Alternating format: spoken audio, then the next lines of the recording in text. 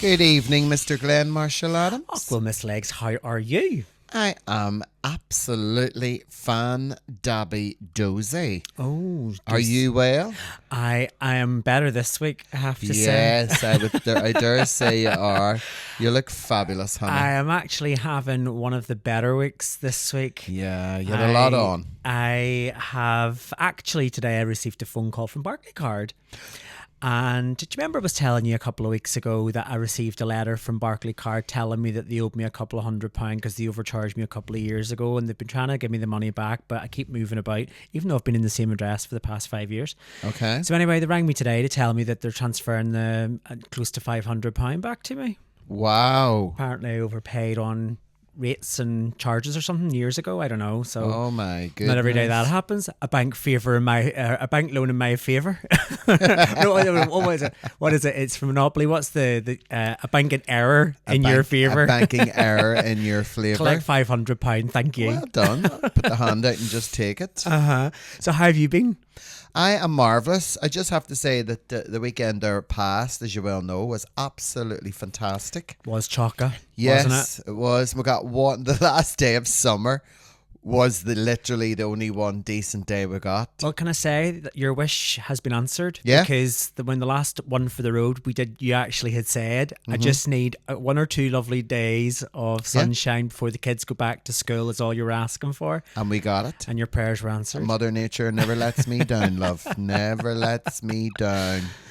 Well, now we're into September. I know, it's practically winter. Yeah. Well, look out the studio window. I know, God's know, sake. it's very great. But listen, do you know what? We're healthy.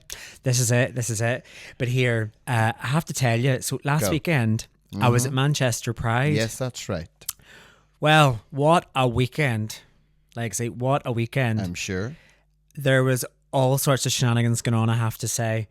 First of all, that's the first time we've been to Manchester Pride in, 7 years? It's been a long, long time since we were there. I haven't been in at least 20. So it was ram-packed, bunged, to the point where actually it was scarily unsafe. Bunged, really overcrowded. Really overcrowded. Now, I like have to say, we spent 50 quid on a ticket to get in, and that was supposed to get us in to see the likes of Laureen and Jessie J, Danny Beard, Claire from Steps, and all the rest of it. Sugar Babes were playing as well. Right. But the main area where the stage was so busy, they had to stop letting people in. So there's a side street that runs to the left of the stage. There's a street, and people started standing there because you could sort of see over the barrier, but it got so busy there. Like, it was all it would have took is for somebody to sort of shout or scream, something to put everybody into a bit of a panic. Yeah. There would have been a massive crush. Oh. It's telling you there's an accident waiting to happen there. Well, I'm sure that the local council will be looking into that and thinking, right, well, we need to avoid that next year. Maybe they sold too many tickets. See, I think that's what's happened. Yeah. I think that's what happened. But that aside, great weekend. I can imagine. Cracking weekend. We spent most of our time in a place called Centre Stage Bar. I don't know if you remember it. Love Centre Stage. It's as tiny as pokeyest wee bar. Yep. A couple of drag queens on all night. We had an absolute hit in there. Although, £10 a drink. So, what? £10 a drink. You are kissing my... No, 100%. Are you serious? Serious. A tenner a drink? Tenner a drink. What were you drinking? Cristal champagne? No, I was drinking vodka and Diet Coke. Was it a double? Well, you double up for an extra £1. So yes, we were drinking doubles, but it was £10 a drink. So there was 3 of you, so it was £30 around. £30 a round. Yeah. And if you wanted doubles, it was 33. Yeah. Is that with your mixer? That's with your mixer. But still, here, a tenner a drink is ridiculous, like. It's a rip-off. Absolute rip-off. But then, see, this is the thing that I don't care what anybody says, and this is my own opinion. You see, I know when Brexit came along and people wanted change and they wanted different things and they wanted to try thinking we would have been better off. Mm-hmm. We're not. And I don't think we're ever going to be. I don't know whether it's Brexit, though, to be honest with you. I think it's just profiteering. I think, of course it is.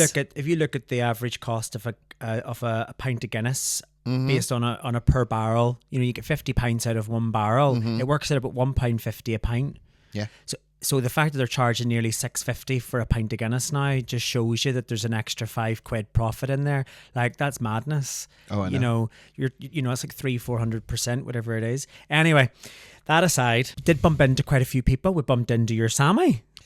Samuel O'Boyle. Samuel O'Boyle. He's Sammy O'Boyle. He's Sammy Sunshine from the Shankill. Yeah, we did. We met up with Pure Bent in the airport. Before we went, we took her into the lounge. We got her well, good and loose. Topped her up on, she was drinking double vodkas and all, so she was before we'd even left. And I actually bumped into a listener of the podcast, Glenn Campbell, who... Did you? Yes, did indeed. And he was... Hi, Glenn. He was telling us about how much he loves listening to us. But seeing essentially Cher, Trisha... Oh, yes. She was fabulous. But seeing a queen called Sandra. I don't know if you've ever heard of Sandra. She's a London queen. Yes. She's a coloured girl. Yes. Yes. She is. Just Sandra. She's brilliant. Queen called Sandra. Yeah. 61 years old. I met her years ago. She's 61 years old and she is still Sharp. kicking. Like, she is sang live. She actually got a fella up on stage and snogged a bake off him. Mm-hmm. And she was funny as. Really, really funny. The highlight of the weekend was Katie Price. What? She was singing live in Via. And I mean, the first thing she said when she came out on stage was, I'm not a singer. So she knew herself, you know. But yeah, but they loved her. Okay, she was good crack. She was Campus good crack. Christmas and Bankrupt. Her daughter Princess was there as well. Was she? Mm-hmm. Wonder what Pete would say about trailing the wee princess all around. Well, she's over age. She's over 18 now, so she's. Is she? I didn't realize. She's stunning. Gorgeous Absolutely looking wee thing. stunning Yeah, girl. Yeah. And as we were on our flight home, we were standing behind Leo Varadkar. Right. And he had his He had his wristband He had his on? wristband on, so we knew he was at Manchester Pride. Oh, the Trump. I don't blame him for stepping down. He's probably thought, you know what, there's more to my gay life than trying to organise the entire south of Ireland. That's why he's just went, hold on a minute, I'm taking not myself enjoying off to this. England. Yeah. I'm not the Queen of Ireland anymore. But spotted quite a lot of celebs as well when we were there. People who were out and about. Of course, now anybody's a celebrity nowadays. You know what I mean? So, oh, for crying out loud! I know. You need your 5 minutes on TikTok and you're a celeb. That's it. But here, no, that was a great weekend. Although I have to say, last week I didn't have the best sort of experience post Pride. Yes, I know, because unfortunately you fell ill because you caught a wee bit of a bug. I did. I had a bit of a dicky tummy. Yeah, and you had a dicky tummy, and you and your bathroom were your bathroom became your best friend. I had a for runny 48 bum. hours. I had a runny bum. You did. You were ricocheting all over the top lamp, so you were. Oh, I was on standby to fly over to Tesco's they were doing a big sale for Andrax, soft and strong and extra extra long. I wouldn't even send you to Tesco. I would simply get you onto TikTok to buy 500 rolls for 9p. I couldn't be annoyed doing any of that. I haven't got a clue how it works, and do you know what? I'm glad I don't know. You want to see it? There's people on TikTok shop that have got like 36 bog rolls. I don't know. 36 bog rolls for like £9. But it's like this massive thing. Yeah. And they're sort of going, get these before they run out. And I'm sort of going like but that standard, you're never going to run out of You're never going to run. You're going to end up selling them, love. It's like, here, now tell me this, and let me ask you this. I want to talk to you about this. You know the whole commotion with a certain two brothers from Manchester who are making a comeback after they fell out for so long from like 2009 or something. Well, it's been rumored since 2018 apparently that they sort of reconciled, but they sort of haven't reconciled. Yeah. But yeah, go on ahead. What's your thoughts? Well, my thoughts are, number one, I kind of get why people like them. Mm-hmm. Because they're so alternative. Mm-hmm. Personally, I mean, I just love my cheesy music. I love my girl bands. I love my Beyonce, my Taylor Swift, and all that. And what do you call the little one from Little Mix who just recently released the single? Jade. Mm-hmm. Jade Thurman. Well, Oasis went hell for leather on the girl band thing and the X Factor and all this, and you can have your own opinion on it, that's fine, but it's right up my street. Mm-hmm. Well, you should have heard her because she was on a chat show, one of them quiz shows, And oh my God, the comeback she had for the Gallagher brothers. You know, you may not like our music, but then nobody really likes yours either. You know, and everybody started to clap her because she was this wee tiny petite thing. But my take on it is this. Ed Sheeran done an interview and he was asked about this whole queuing up online for hours and hours and hours and 146,000 in the queue. And when you get right down to the bottom, everybody seemed to be getting bumped off until there was only standing room tickets, which had quadrupled in price to over 300 odd pounds. Wow, how did that happen? And when you finally got there, that's all that was left. Yeah. So it's surge pricing. It's the same sort of technology that they use for Uber. The more people that demand, the higher the price. Higher the price. Same idea. Ed Sheeran said, no, he explained how he does it. He wants groups of mates and families and everybody to go. So all the prices are the same. He doesn't believe in VIP. He doesn't believe in meet and greet. It's just greed. It's pure greed. It's greed. Like 400. I know exactly what you're talking about. I seen the article. It was like the ticket was £115 face value. Yeah. And by the time people had got there, it was like 450. Yeah. And they're the ones that are going, now if you get these early bird tickets, you're not allowed to sell them. Yeah. But it's the same sort of idea that, you know, could well be said for like the Spice Girls and all these other bands that have sort of disbanded over the years and then have got back to Girls Aloud as another example. Yep. They've disbanded 10 years ago and now realise that, you know, because they've not put new music out, but there's still a market there, that they'll come back, sing all of their hits and then disappear into the ether again. Yeah. So it is a bit of a cash grab, really, when you look at it. Well, it really is, and that's what they all do. But it really hit home with me when I listened to Ed Sheeran. I love Ed Sheeran, right? And when he said that, I never thought that. I thought it was just a normal system that you did have to pay for VIP if you want a VIP, but they don't have to do that. That's just the promoters being greedy. And when he said, I don't believe in doing that with my fans. Yeah. I believe that if 20 mates from a work group want to go together and enjoy my music and be together and having a drink, well, then they all pay the same price. Yeah. And I thought, wow. And that I didn't understand what it was he was referring to. And then as I went back into social media, then I seen a lot of people complaining, saying that, you know, they queued for hours and hours. So on the can phones. I just tell you one thing about that though? Mm-hmm. So we had a very similar issue whenever we were getting Eurovision tickets last year in Liverpool. Right. So a friend of mine and I sat in my office and I had my desktop browser open. Yeah. I had my iPad going. I had my phone going. Wow. She had her phone going. She had her laptop going. All going a dinger. All trying to get tickets. The thing about it is the technology, it records your internet IP address. Okay. So even though you are on separate devices, they all are coming from the same location. So Ticketmaster will naturally boot out, go and hold on, this either looks like a bot because there's now 6 people at the same location that are all trying to access tickets. Yeah. So they've actually put measures in place to stop people from, you know, touts and so on from buying tickets up. But the problem is that it has an adverse effect on the likes of us mere mortals who are trying to get tickets, who are desperate fans and really want to go. You know, it puts you right off. Like, and actually, can I just say one thing you've just said, which totally just came to my head, that you mentioned Jade Thirlwell and Liam Gallagher and all them ones sort of having a pop. Didn't they do the exact same thing with the Spice Girls and the Naughties? They did. I remember that famous line from Mel C, who said, you know, Oasis, come and have a go, you think you're hard enough. Didn't they? Like, they had all that beef. That was kind of like the big Britpop era. Well, that was it, because they were big, Spice Girls were big, Girl Power was big, you know what I mean? And I think it was because Spice Girls were just phenomenally huge. Yeah. And you know what? So if one of the Gallagher brothers attacks the leading, biggest, most famous girl band in the world, of course they're going to get publicity. Yeah.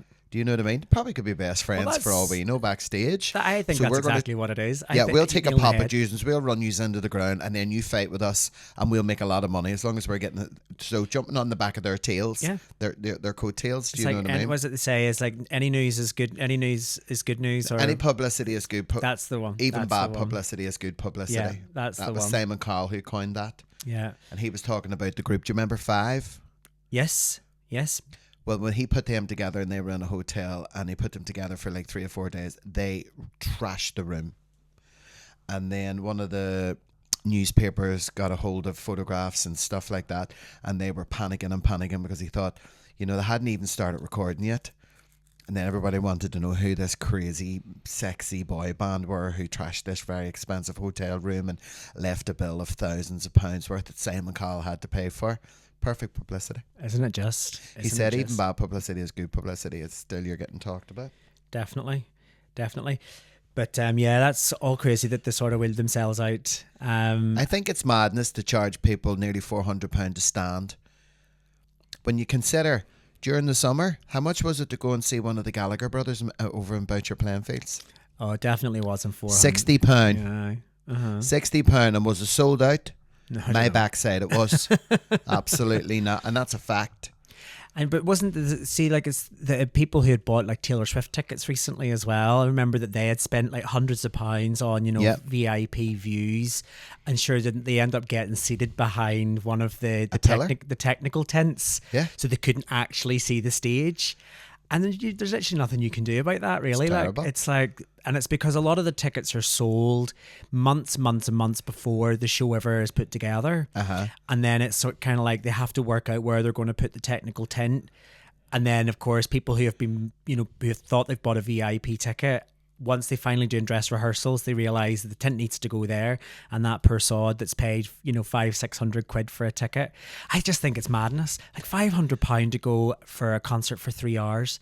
Samuel Boyle and I went over to this is about 18-20 years ago, and I bought me and him 2 tickets to go and see Kylie Minogue. Do you remember she was diagnosed with breast cancer? Yes, she had to cancel her tour.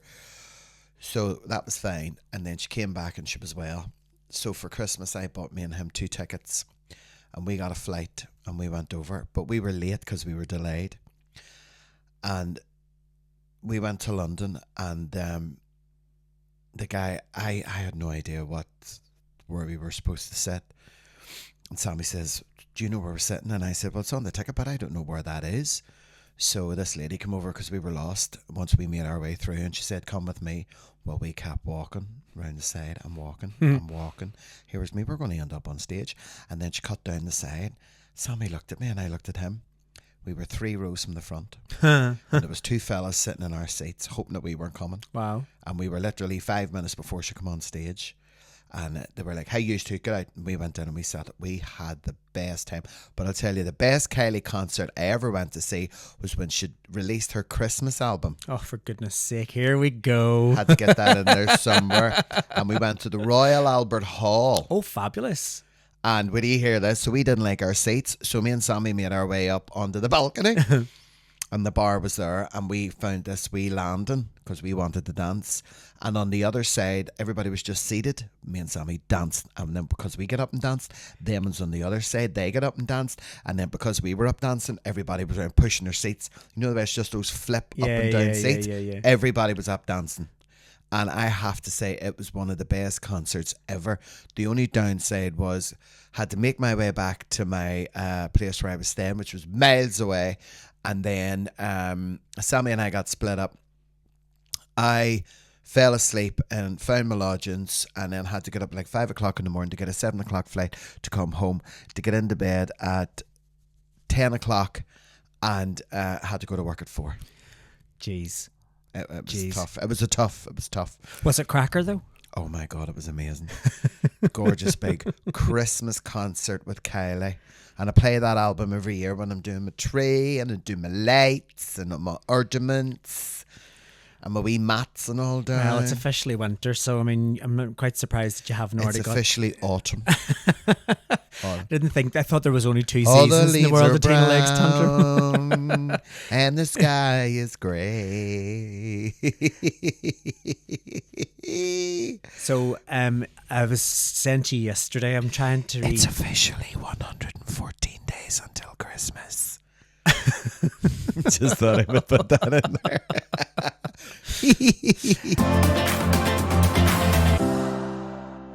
If you'd like to support our podcast, then please consider joining us on Patreon. For the cost of a drink per month, you can listen to episodes early Access exclusive digital content and get discounts to G&T shows.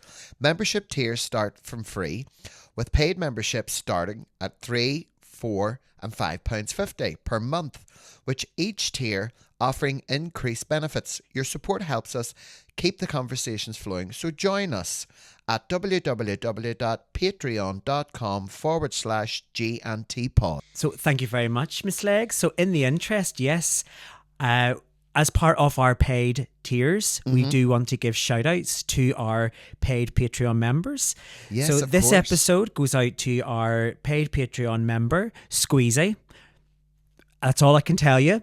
Love it. Doesn't tell me anything more about Squeezy, but thank you so much, Squeezy, for supporting our podcast. It's people like yourself that keep the conversation going. They do indeed. And Thanks, Squeezy. Tina and I will share that drink that you've provided for us. Yes, we will indeed, darling. Thank you so much. Chin Chin. So I've been trying to repopularize the word cracker. Cracker. Don't ask me why. I was just hunting the other day and I thought, do you know what? I do tend to use the word brilliant, fabulous, like Fantastic. all those kind of adjectives. Fab. Yeah, like all those kind of adjectives. I kind of thought, well, one have I not used for quite a while? Cracker.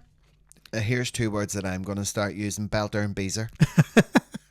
Because when you say cracker, of course, if you have to have something, I have to have something. Absolutely. And when you said to me cracker, and then I said, is belter acceptable? What about beezer? Because we used to say that when we were kids. I mean, that's what it's taking me back to. It's like whenever you used to speak to your mates, I was down there, so wasn't it with cracker? It's cracker. Oh, mommy. Oh my God, that's a belter. And if, you know what I mean? And if something happened that was really good, and we were kids, say, what was it like? Oh my God, it was beezer. So we went to Spaghetti Arms yesterday. Oh, fabulous. And if our listeners aren't aware, Spaghetti Arms is the small restaurant which is located beside Union Street Bar. Stunning. They do takeout, and they do a Sunday roast. Now, I have to say, Tina, the roast was huge. Was it? It was huge. Right. It was like I needed a ladder just to sort of get to the top of it. Like it was massive. Food was fabulous. So good. I would have loved to invite me and mummy, but sure, maybe. Would have I loved don't to know. invite you, darling, Yeah. but it was a bit of an ad hoc. We were coming back down the road from Ballymena, so we And you were like, well, we'll go to Scatty Arms again. Aye. We roast Sunday one it's of like, them where would we go? It was ones. either that or Horatio Todd's, but My mummy would have went willingly. But here's the one thing, and you had a gorgeous Sunday roast, which Spaghetti Arms I adore. She had a wee bit of roasty, she had a wee bit of meat and maybe a wee bit of vegetable. And here she made to me, oh, I can't finish, that's too much. Like, mummy, you've had 3 mouthfuls. Woman eats like a budgie. She eats like a budgie. just pack it up. You know what I'm going to get her for Christmas? A box of Trill. I'm going to tell you a funny story. So my wee great nephew Corbin and my niece Michelle. So Kathy brought the kids down to see their great granny, my mummy, because our Corbin turned 9, and because mummy has a Dublin accent, we Southern accent, which kids find fascinating, right? So we have a French bulldog called Thumper. When my mummy calls his name, she goes Thumper, right? So, and she had them up and down on the left and on her knee, and they were having the best time. And they had a bottle of Guinness, and Kathy brought lovely donuts and flowers. So, and they had a lovely wee hour together, and it was really, really nice because you and I were on the road, we were doing stuff. And then Kathy phoned me last night, killed herself laughing. She goes to me, oh my God, will you hear this, Tina? I have something to tell you. I said, what is it? She goes, when we were driving home, Corbin turned to me and says to me, see, when I get a dog, I'm going to call it Thumper. And Kathy went, what are you going to call it? Thumper. Why are you saying it like that? Because Nanny Terry's wee dog's called Thumper. And Kathy was like, no, that's the way Southern people pronounce their T's. They don't, it's Thumper. It's Thumper. And he went, no, it's not Thumper. And it was so, and she was driving and the tears were rolling down her face. And Michelle was in the back and Michelle was like, no, sorry. Nanny Terry says the dog's called Thumper. So I have to get a dog called Thumper. And I was like, oh my God. Yeah. Jingle bell, jingle bell, jingle bell rock. Stop you throwing them faces at me when I tell you something, sunshine. I've had a lovely summer and we're slipping into autumn, which I like, and I adore the dark, cold nights. I really, really do. I love getting heat and all, love lighting fire. And then, as you well know, and then I'm not really a big lover of Halloween. Do you like Halloween? I don't really mind Halloween. Okay. I don't do much at Halloween, Neither if I'm do I. honest. We would normally sort of be trying to get in the last couple of weekends up to Port. Right, okay. Because we would normally spend this time, especially in the autumn, we would try and get up to Portrush every weekend if we're not working. But I wouldn't really do much for Halloween. And if we were going out, we wouldn't dress up. Right, okay. That kind of way. But Bores we would then? go out. You're boring? We would be boring. Be boring, right, okay. Do you do much for Halloween? Well, I like Halloween where I live because it's very family orientated, and I would have loved the way they do the tricking and treating and all now, and they take the kids round, and there's always a responsible parent or two or a guardian with them. And I like the build up. I love the build up, and they get the big tubs of sweets and stuff, and then the wee kids all come along. And then there's where I live, you see, there's playing fields at the top, and the fireworks display is phenomenal.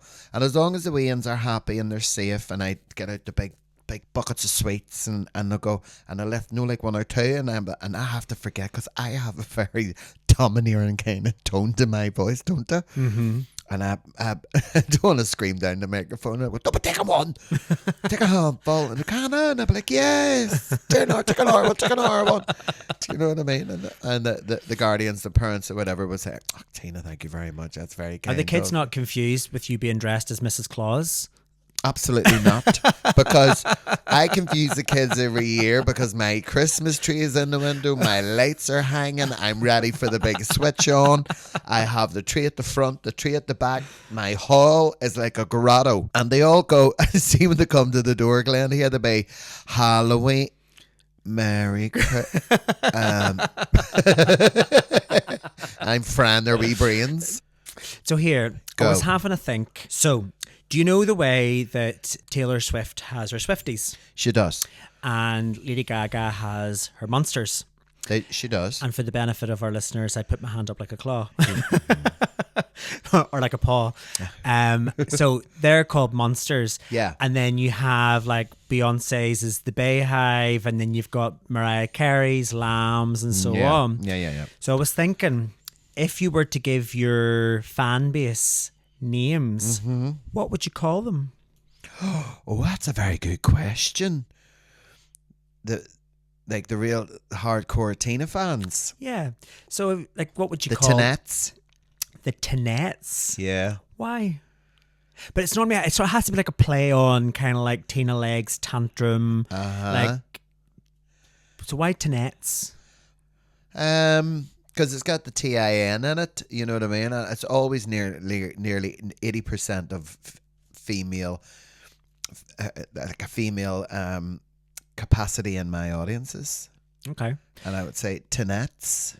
So I think I'd like to hear if our listeners could come up with something better. What do you reckon?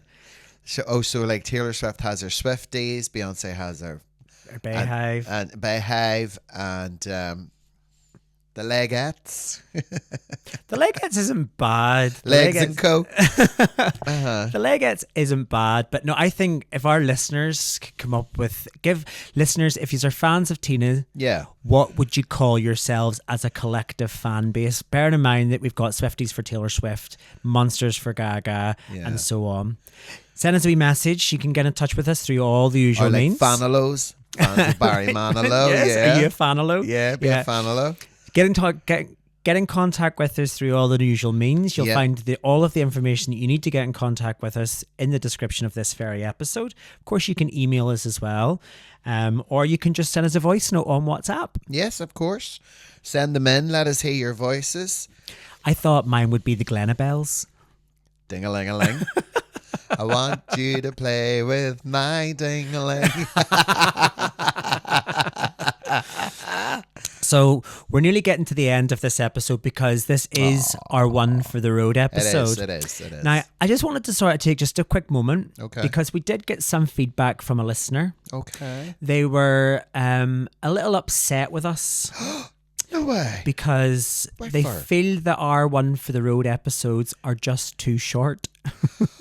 Well, So I had to explain, Tina, yes, that love. the purpose of our One for the Road episode, it is technically a bonus episode for It is. listeners because That's right. whenever we first launched the podcast, we had agreed we were going to be putting an episode out every fortnight. Mm-hmm. And then we got feedback from people saying, we can't wait a fortnight. Yeah. So we thought, well, then what we'll do is we'll put out an interim episode. So we'll kind of put one out every other week, which will be our One for the Road, where Tina and I will just sit and have a bit of a goss About life. and things that have sort of happened just whatever during the last week or whatever. So for the listener that reached out to us, thank you so much for your feedback.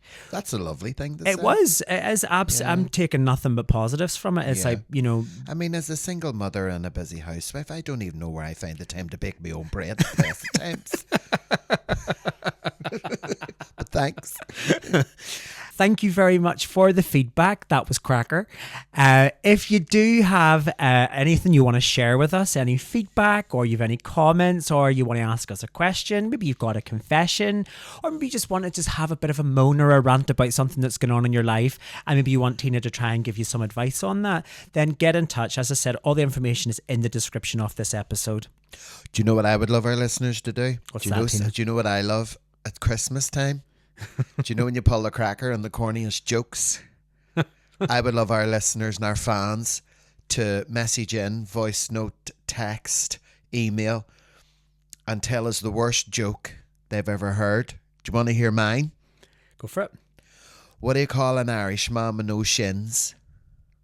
I don't know. What do you call an Irishman with no shins? Tony.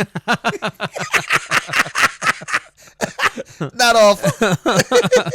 That's where we play the wah, wah, wah, wah. So I hope our listeners are they're listening and they can text, email, voice note, and just ones like that. You know, I just love all those, because even though if you don't like Christmas, those have to be. That's one of the parts that I love, because it's wrong and it's horrible. As you mentioned earlier on, we have been super busy. Yes. We've been taking the G&T show on the road. That's the G&T karaoke, and we've been doing crazy bingo. And of course, not to mention, as we do in most episodes, we talk about Drags to Riches. Oh, love. But we do have a couple of shows coming up. Yes.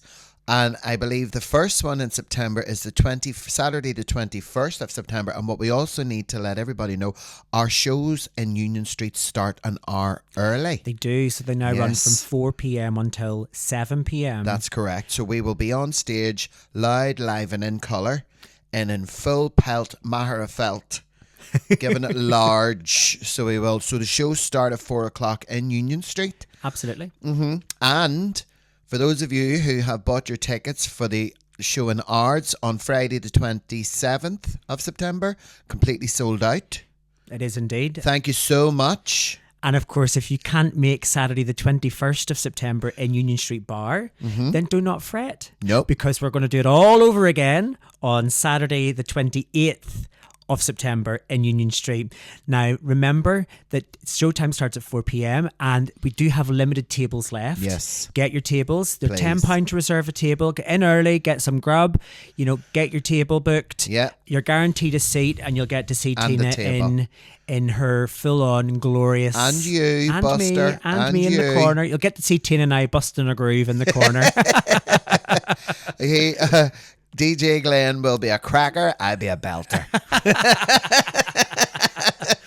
What I'd like to do is we have to do new songs live. Yes. Vocals. I I've got think- a couple of ideas. I definitely Yeah. think we need to rehearse something I do. I new. love a good old crowd pleaser, a nice cheesy one. You know what I mean?